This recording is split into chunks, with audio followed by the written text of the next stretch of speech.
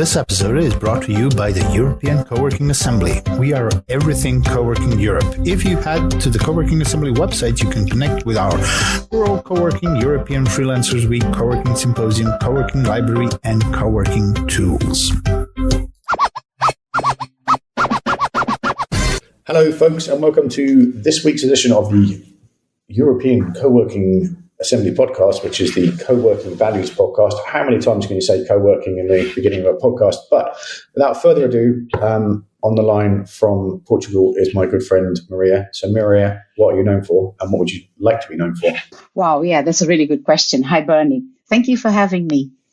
I'm known for being a translator and remote worker for a long time, even before the days people talked about remote work. I'd like to be known for someone who has set up a rural co-working and co-living space and has managed to create a sustainable environment and endeavor. That's a I think you're well on your way there, and that's a very good aspiration. Can you say a little bit about the remote work thing? Because when people like me run around going, "Oh, I've been remote working for the last 10 years," and when did you start remote working, and why did you need to start remote working? Then the internet came in about in 1997, I think.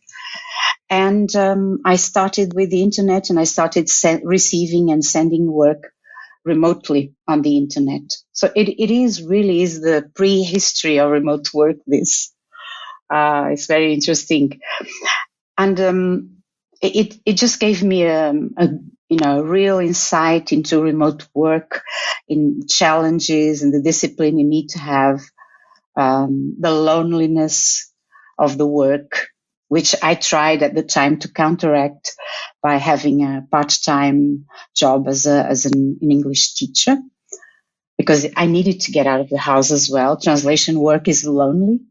So from very early on, I had this perspective of remote work. And in those days, there were just a few of us. There were translators, designers, copywriters, maybe, and, writers. And people didn't talk about remote work that much, but we were there, sort of a lonely group of people. So it's really interesting to have this insight into, freelance and remote work. Did you know any other remote workers where you lived? I knew a couple, but we were all sitting at home, working from home, mostly. We hardly ever met, to be honest. Also at the time, I was a mother, so I had 2 children, and I was also dealing with, bringing up my children, trying to work around that.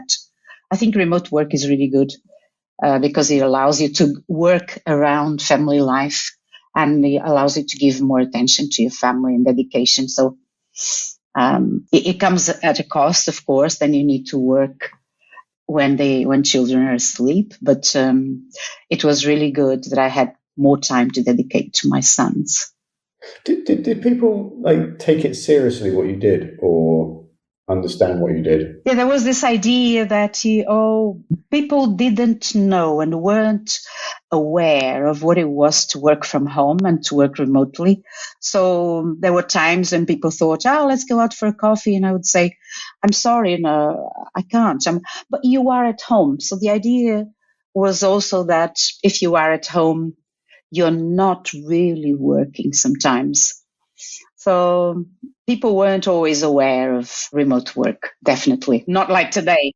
I remember maybe 25 years ago having an argument with my neighbor, who was also my friend, by text on a Nokia phone. And he was playing music. He always played his music too loud, and I didn't really mind, and I was working at home, and I said, can you turn it down? I'm trying to work here and everything. And he sent me this long, this kind of angry long text that, his main point was that I was working in a residential area, so I should expect, residential things because I'm in a residential area, which was actually Zone 4 of London. So it was. That's an interesting perspective that people had of work. Work wasn't done at home, right? And also how people I know, people in my family have worked for the same bank for like 300 years, and now they work from home like 4 or 5 days a week. They just, that's it. And before, working from home is like they were allowed to work from home. It was a treat to be able to work from home on a Friday. And if you're working from home, you're not really working, and all that kind of conversation. So you've just been at Coworking Europe in Porto, and what did you, which was alarmingly conveniently close for you. So what did you pick up from there? And was that the first time you've been to Coworking Europe, or have you been before? Yes. No, it was the first time I've been to Coworking Europe conference. Because it was in Porto, it was so much easier to get to. And I also worked as a volunteer with the hosting team. And I was really inspired by the hundreds of participants we had there from so many different areas in this industry. It was really good to see that, this sector is booming, both in terms of numbers and then in terms of different initiatives. And when it comes to rural co-working and co-living, there were also quite a few. There was a large group of people involved in rural co-working and co-living from Europe and from Japan, from the United States and Japan as well. So it was really inspiring to meet all these people, to talk to them, to connect and engage with them. And it was good to see that there are so many initiatives being born, workation initiatives, company retreats, pop-up co-working spaces in rural areas to make people aware of what co-working is. So they are great for awareness, and I thought that was really good. The one really good panel that I made a point of watching was the panel about economic success for remote and rural co-working spaces. And we had a group of people discussing how rural co-working spaces can be sustainable from the financial point of view, which is not easy. It is a challenge. Often it involves different models. So we had people from the connected hubs in Ireland, where they are mostly and they are exclusively a public initiative. And then I know of other models with public and private initiatives. In any case, even if a co-working space in a rural area is a exclusively private initiative, nothing can be done without the community and the municipality and the people in your area. So rural co-working space really is about connecting with building a community within and outside the co-working space. So that little bit there reminds me of the co-working Nativo that we did with Vika and Simone in Porto at some point. And I kind of knew about it, but that's the first time I'd seen it kind of like data from Elizabeth and people like that, like put out about this tension, which I'm going to ask you to talk a bit about, between someone coming to a rural area like yours and making a co-working space and including the community and having people come and visit that want to embrace what's going on, versus setting up a Starbucks and a TGI Fridays. And like there's cities that we know that have just, I'd say, sold their soul to a certain type of digital nomad, and it's kind of taken the character and the culture and the essence away from what's going on. And there's this very fine balance of being able to do that in what I think is, probably what both of us think is the right way. Yeah, it really is important to connect with people in your area. And ever since I arrived here, so we didn't mention it, but 2 years ago, I decided to move to a rural area. And with my youngest son, we've got this project for a rural co-working and co-living in Arcos de Valdevez. And ever since I arrived, I've made a point of going out for walks, of talking to people and getting to know, joining local associations and organizations, being there and talking to people and making them aware of this.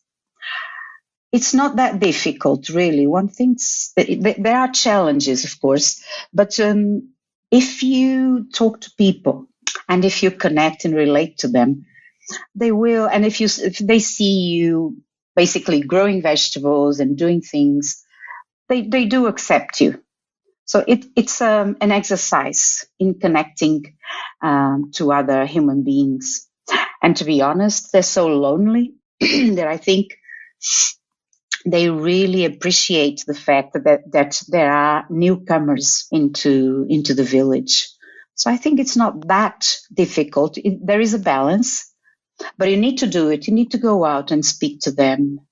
And I've been doing this for 2 years, and now people recognize me, and I joined the local association. I go there, maybe go for long walks with them.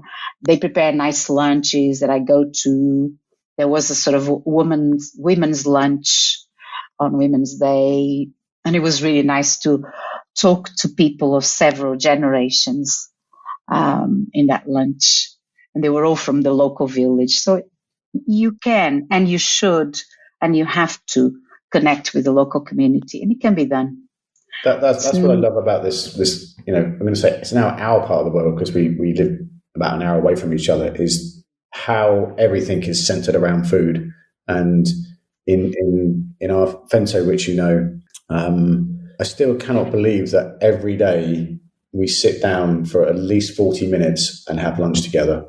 And that's something we always wanted to do and quite often did in different co-working spaces in London over the last 10 years. But for the whole co-working space, and there's only like 10 people there, but for everybody to sit down for lunch for that long, that amount of time, and the whole place stop, is amazing. I'm sure it is a great opportunity for people to connect, to talk, to engage, and it gives you a sense of belonging to a community. So there are many activities that you can develop for that. And of course, food. And the idea that I have here with our rural co-working and co-living space called Nomads is that growing our own vegetables will be part of that as well. So somehow going back to basics and trying to grow our own vegetables, and then learning to cook with those vegetables and prepare good meals, and having workshops, dynamic sessions, and all that. I think it's an important part of a rural co-working space. I'm there already. This whole feeling, I've long been enchanted by the idea of a co-working, and people are articulating this and actually doing it way more and making it economically successful and sustainable too, is a co-working neighborhood workspace being part of the local community. There's things, particularly Town Square, articulate this really well in there. What if everyone could walk to work document or report? Or it's actually the only report I really recommend people reading, because it's just groundbreaking. And it talks a lot about the 15-minute city concept, and how in the UK, which is where I grew up, people going to places of worship is less. There's a lot of community centres and youth clubs are being closed down. People don't go out to local pubs and drinking in quite the same way.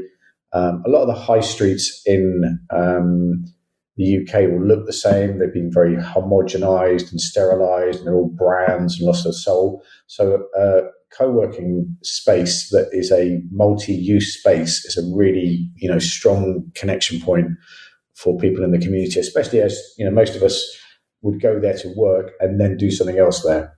And I think it's a really precious evolution of essentially a building you rent a desk in. Yes, it is, definitely. And also, municipalities are increasingly interested in rural co-working and co-living as they drive community revitalization so much. So they are beginning, and I'm having a really fruitful dialogue with the local municipality about co-working and co-living. And they realize that rural co-working can drive rural areas, can contribute. So COVID has shown that it is I think it's a very important part of rural co-working and co-living. The Blue Zones thing is I've been following Dan's work for a long time, and I'm going to put a link in the show notes, ladies and gentlemen, to he basically did a condensed version of his Blue Zones idea in a Netflix documentary, and it's really, really interesting. And he actually cycled around the world as well, which was he had me out cycling around the world. That was one of the first things he did. But basically, folks, Miri, do you want to say what a blue zone is? Blue zones are zones where population lives much longer than other areas on the planet. And so people have been studying them to try and understand why people live so long. And so basically, this is a very basic definition, but that's what it is. And they can contribute to the discussion of how can we keep on having a purposeful life when we get to a certain age. And there's this is really easy to remember, folks. Is having that purpose, and a lot of that purpose comes from being with other people in community, which whatever you're doing, just seeing other people and making an effort to engage with them. Diet, obviously. And then exercise, and and it's not like pummeling yourself in the gym every day. It's just like being moving all the time. And one of the things that gave me hope here, and you'll know this, Maria, in Vigo, here in Galicia, where we live, it's very hilly. And there was a micro bit of research done where they couldn't work out how people in this particular Italian village more of them lived over 100 than other villages nearby. And it's because the people that lived longest had to walk up a steep hill every day to go and get their bread and food. And that little walk up a very steep hill contributed to their, overall health and wellness and determination and stuff. So when I have to walk up the hill here, which I do every day, I know I'm going to live longer. That's it. Is there anything else that you picked up at Cowork? I mean, I'm sure there's loads you picked up at Coworking Europe. Is there anything else you picked up at Coworking Europe that is pertinent and shareable? Yes, apart from these different models that we also need to learn about and discuss. So one of the objectives of the European Rural Co-working Project, of which I'm a co-leader together with Claire Carpenter, one of our objectives is also to try and understand these different models to create rural co-working and co-living spaces that involve public and private initiatives. So we want to try and understand how we can have a dialogue with municipalities, how we can be part of the conversation to revitalize rural areas. And I thought this panel also gave us some insights into these models and how we could, with collaboration between municipalities, rural co-working spaces, local businesses, local organizations and institutions, we can build a network, and we all together in collaboration, we can be, the glue that contributes to solving the problems of population aging and depopulation as well, which are common to all these areas. They are. I'm amazed at how many old people in Vigo that are still active, but it is. I mean, London is a very different city to Vigo, but it is. the amount of people out walking early in the morning that are over 70 is phenomenal, and still out drinking, at midnight in bars. So it's a great life. So we'll put a link to Nowhere Desk, which is your space. Is that gonna be opening in 2024?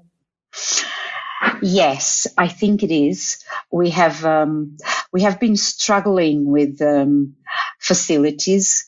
Of course, rural co-working and particularly rural co-living are quite heavy when it comes to real estate investment. So in these last 2 years, apart from trying to connect with the local municipality, the community, we've been looking into facilities, trying to go around the countryside, walking around, driving around, trying to find a property. We first bought a piece of land in a lovely village called Gondorish that is quite close to my heart already, because I've been growing vegetables there and trying to experiment. And we've planted lots of fruit trees. So we've been struggling with facilities. And for several reasons, because of inflation, the war in Ukraine, the context hasn't made it easier for us to build. And then I decided to start looking for houses, and I recently came across a lovely property in a village called Azer, which is it's very close to the town of Arcos de Alves. It's about between 2 and 3 kilometers only. So you can walk here, you can walk to town and find everything you need. And we found a property with a big piece of land. So next year, Nowhere Desk is taking off. And we're going to start doing some renovation. Luckily, the property is almost ready. We just need to do some renovation work, but it isn't structural. So we should be taking off next year. I'm very happy about it. It's a lovely old stone house full of character and identity. It's typical of Minho region, also in part typical of Galicia, because we share these, we have this rich cultural heritage and historic ties. And you also find these types of houses, stone houses in Galicia. So we found it. It's going to take off next year, and I'm very excited about it. I'm very excited about it too. It was great going and seeing the town. It's great that it's an hour from Vigo Airport and an hour from Porto Airport, and I feel between, like, what we do at I never say it right, Dinamino 10 with Joanna and Fento with Chris. There's this like lovely little rural hub feeling. Yes. Evolving. So there's a community of co-working and co-living space owners or operators, if you want to call them. But we have a community also with Anseo co-living in Pontevedra, with Sende. So we have this community of people around. We talk to each other. We support each other. Also, Quinta da Quinhas, Patricia and Andrea from Quinta da Quinhas. So we share a lot of, we share our challenges and solutions. We work together and support each other. I think that's really important for rural co-working. You can't do it on your own. It is very much a collaborative effort. And if you have this connection with other co-working owners, co-working space owners, it really helps you get along. It is quite magical. Where can we find you? Where's the best place to connect with you online? And we can put links to everything in the show notes. But if people want to follow what you're doing and send you fan mail, where do they do that? Yes. If people want to follow what I'm doing, LinkedIn is a really good place to find me. Nowhere Desk is already there as well. We're going to develop also our profile on Instagram. Nowhere Desk already has a website, and we're going to start developing it soon. So we will also find nomads.com online. We are going to be posting developments on these facilities and this new piece of land we found. We're going to be sharing everything we're doing and hopefully also getting insights from people and ideas. And we want this very much to be a collaborative space. I can feel it already. So thank you very much for the time. I'm sure we'll see you again very soon. And ladies and gentlemen, if you go to if you just type in European Co-working Assembly or London Co-working Assembly, and you can find this podcast online there and all the other, I think it's like 150 podcasts we've done with people around the European co-working ecosystem over the years. And a lot of what we talk about is around inclusion, diversity, equity, and accessibility. And also this, what Maria and I have talked about here, that like very close connected local pixie dust co-working magic. So be careful out there. It is a jungle. And thanks for your time and attention today. Thank you. Bye.